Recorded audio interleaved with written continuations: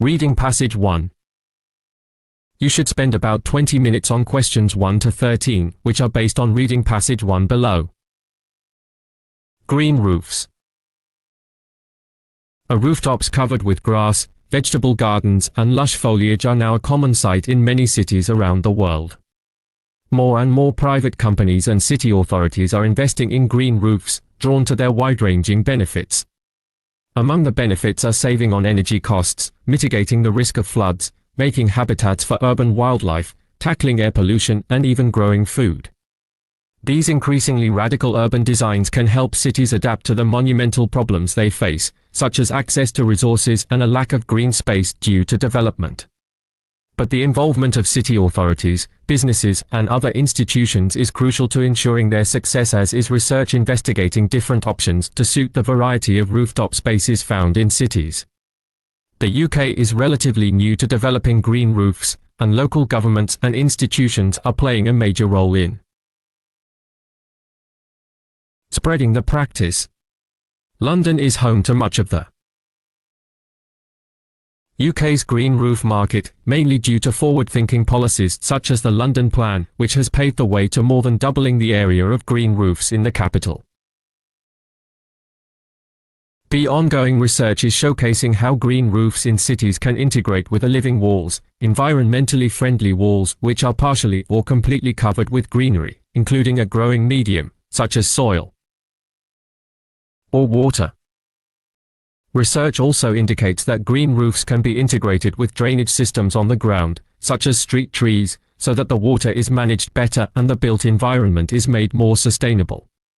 There is also evidence to demonstrate the social value of green roofs. Doctors are increasingly prescribing time spent gardening outdoors for patients dealing with anxiety and depression. And research has found that access to even the most basic green spaces can provide a better quality of life for dementia sufferers and help people avoid obesity. In North America, green roofs have become mainstream, with a wide array of expansive, accessible and food-producing roofs installed in buildings. Again, city leaders and authorities have helped push the movement forward. Only recently, San Francisco, USA, created a policy requiring new buildings to have green roofs. Toronto, Canada, has policies dating from the 1990s encouraging the development of urban farms on rooftops. These countries also benefit from having newer buildings than in many parts of the world, which makes it easier to install green roofs. Being able to keep enough water at roof height and distribute it right across the rooftop is crucial to maintaining the plants on any green roof, especially on edible roofs where fruit and vegetables are farmed.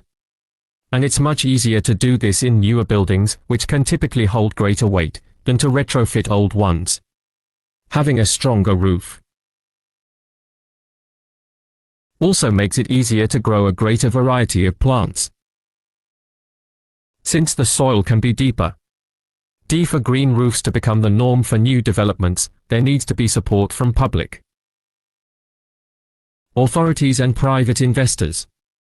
Those responsible for maintaining buildings may have to acquire new skills, such as landscaping, and in some cases, volunteers may be needed to help out. Other considerations include installing drainage paths, meeting health and safety requirements, and perhaps allowing access for the public, as well as planning restrictions and disruption from regular activities in and around the buildings during installation. To convince investors and developers that installing green roofs is worthwhile, economic arguments are still the most important. The term natural capital has been developed to explain the economic value of nature, for example, measuring the money saved by installing natural solutions to protect against flood damage, adapt to climate change, or help people lead healthier and happier lives. As the expertise about green roofs grows, official standards have been developed to ensure that they are designed, constructed and maintained properly, and function well. Improvements in the science and technology underpinning green roof development have also led to new variations in the concept. For example, blue roofs enable buildings to hold water over longer periods of time, rather than draining it away quickly, crucial in times of heavier rainfall. There are also combinations of green roofs with solar panels, and brown roofs which are wilder in nature and maximize biodiversity. If the trend continues, it could create new jobs and a more vibrant and sustainable local food economy, alongside many other benefits. There are still barriers to overcome, but the evidence so far indicates that green roofs have the potential to transform cities and help them function sustainably long into the future. The success stories need to be studied and replicated elsewhere to make green, blue, brown and food-producing roofs the norm in cities around the world. Reading passage 2.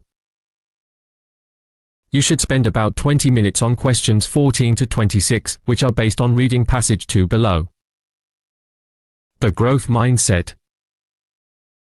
Over the past century, a powerful idea has taken root in the educational landscape. The concept of intelligence as something innate has been supplanted by the idea that intelligence is not fixed, and that, with the right training, we can be the authors of our own cognitive capabilities. Psychologist Alfred Binet, the developer of the first intelligence tests, was one of many 19th-century scientists who held that earlier view and sought to quantify cognitive ability. Then, in the early 20th century, progressive thinkers revolted against the notion that inherent ability is destiny. Instead, educators such as John Dewey argued that every child's intelligence could be developed, given the right environment. Growth mindset theory is a relatively new and extremely popular version of this idea. In many schools today you will see hallways covered in motivational posters and hear speeches on the mindset of great sporting heroes who simply believed their way to the top. A major focus of the growth mindset in schools is coaxing students away from seeing failure as an indication of their ability and towards seeing it as a chance to improve that ability. As educationalist Jeff Howard noted several decades ago, smart is not something that you just are, smart is something that you can get. The idea of the growth mindset is based on the work of psychologist Carol Dweck in California in the 1990s. In one key experiment, Dweck divided a group of 10 to 12-year-olds into two groups. All were told that they had achieved a high score on a test, but the first group were praised for their intelligence in achieving this, while the others were praised for their effort. The second group, those who had been instilled with a growth mindset, were subsequently far more likely to put effort into future tasks. Meanwhile, the former took on only those tasks that would not risk their sense of worth. This group had inferred that success or failure is due to innate ability, and this fixed mindset had led them to fear of failure and lack of effort. Praising ability actually made the students perform worse, while praising effort emphasized that change was possible. One of the greatest impediments to successfully implementing a growth mindset, however, is the education system itself. In many parts of the world, the school climate is obsessed with performance in the form of constant testing, analyzing and ranking of students, a key characteristic of the fixed mindset. Nor is it unusual for schools to create a certain cognitive dissonance when they applaud the benefits of a growth mindset but then hand out fixed target grades in lessons based on performance. Aside from the implementation problem, the original growth mindset research has also received harsh criticism. The statistician Andrew Gelman claims that their research designs have enough degrees of freedom that they could take their data to support just about any theory at all. Professor of psychology Timothy Bates, who has been trying to replicate Dweck's work, is finding that the results are repeatedly null. He notes that people with a growth mindset don't cope any better with failure. Kids with the growth mindset aren't getting better grades, either before or after our intervention study. Much of this criticism is not lost on Dweck, and she deserves great credit for responding to it and adapting her work accordingly. In fact, she argues that her work has been misunderstood and misapplied in a range of ways. She has also expressed concerns that her theories are being misappropriated in schools by being conflated with the self-esteem movement. For me, the growth mindset is a tool for learning and improvement. It's not just a vehicle for making children feel good. But there is another factor at work here. The failure to translate the growth mindset into the classroom might reflect a misunderstanding of the nature of teaching and learning itself.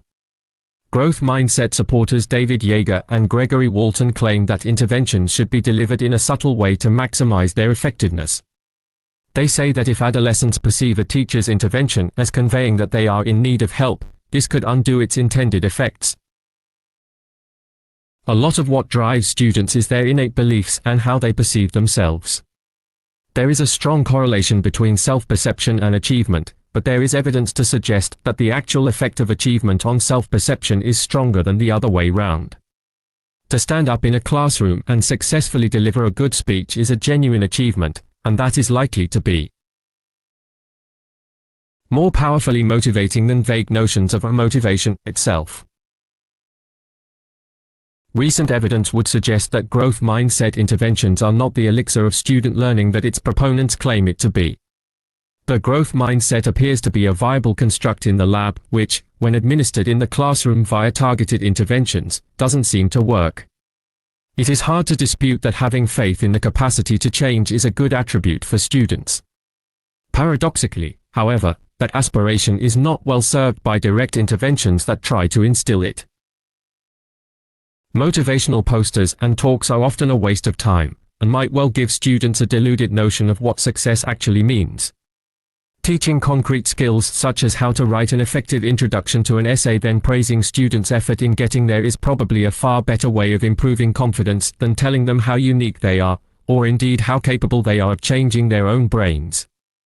Perhaps growth mindset works best as a philosophy and not an intervention. Reading passage 3. You should spend about 20 minutes on questions 27 to 40, which are based on reading passage 3 below. Alfred Wegener, Science, Exploration, and the Theory of Continental Drift. By Mark T. Green. Introduction. This is a book about the life and scientific work of Alfred Wegener, whose reputation today rests with his theory of continental displacements, better known as continental drift. Wegener proposed this theory in 1912 and developed it extensively for nearly 20 years. His book on the subject, The Origin of Continents and Oceans, went through 4 editions and was the focus of an international controversy in his lifetime and for some years after his death. Wegener's basic idea was that many mysteries about the Earth's history could be solved if one supposed that the continents moved laterally, rather than supposing that they remained fixed in place. Wegener showed in great detail how such continental movements were plausible and how they worked, using evidence from a large number of sciences including geology, geophysics, paleontology, and climatology. Wegener's idea, that the continents move, is at the heart of the theory that guides Earth sciences today, namely plate tectonics. Plate tectonics is in many respects quite different from Wegener's proposal, in the same way that modern evolutionary theory is very different from the ideas Charles Darwin proposed in the 1850s about biological evolution. Yet plate tectonics is a descendant of Alfred Wegener's theory of continental drift, in quite the same way that modern evolutionary theory is a descendant of Darwin's theory of natural selection. When I started writing about Wegener's life and work, one of the most intriguing things about him for me was that, although he came up with a theory on continental drift, he was not a geologist. He trained as an astronomer and pursued a career in atmospheric physics. When he proposed the theory of continental displacements in 1912, he was a lecturer in physics and astronomy at the University of Marburg, in southern Germany. However, he was not an unknown. In 1906 he had set a world record, with his brother Kurt, for time aloft in a hot air balloon, 52 hours. Between 1906 and 1908 he had taken part in a highly publicized and extremely dangerous expedition to the coast of northeast Greenland.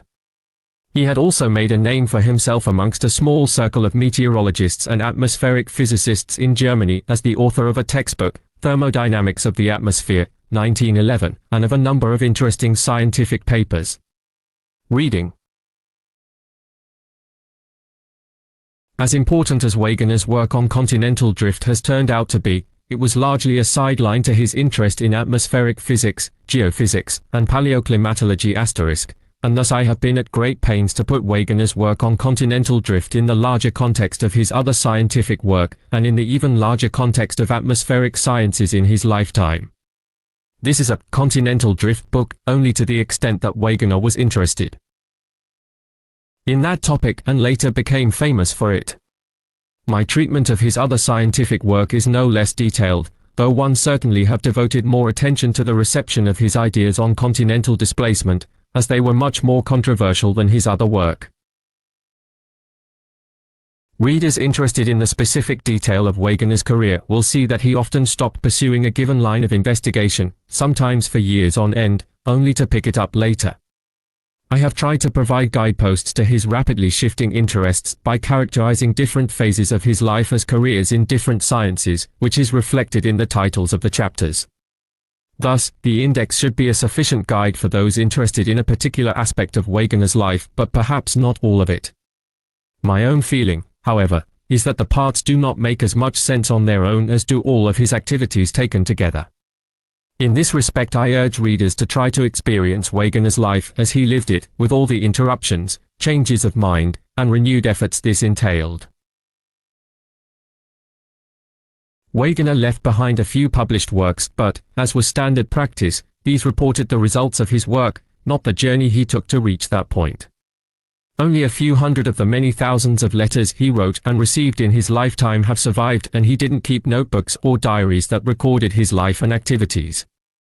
He was not active, with a few exceptions, in scientific societies, and did not seek to find influence or advance his ideas through professional contacts and politics, spending most of his time at home in his study reading and writing, or in the field collecting observations. Some famous scientists, such as Newton, Darwin, and Einstein, left mountains of written material behind, hundreds of notebooks and letters numbering in the tens of thousands. Others, like Michael Faraday, left extensive journals of their thoughts and speculations, parallel to their scientific notebooks. The more such material a scientist leaves behind, the better chance a biographer has of forming an accurate picture of how a scientist's ideas took shape and evolved. I am firmly of the opinion that most of us, Wegener included, not in any real sense the authors of our own lives. We plan, think, and act, often with apparent freedom, but most of the time our lives happen to us, and we only retrospectively turn this happenstance into a coherent narrative of fulfilled intentions. This book, therefore, is a story both of the life and scientific work that Alfred Wegener planned and intended, and of the life and scientific work that actually happened to him. These are, as I think you will soon see, not always the same thing.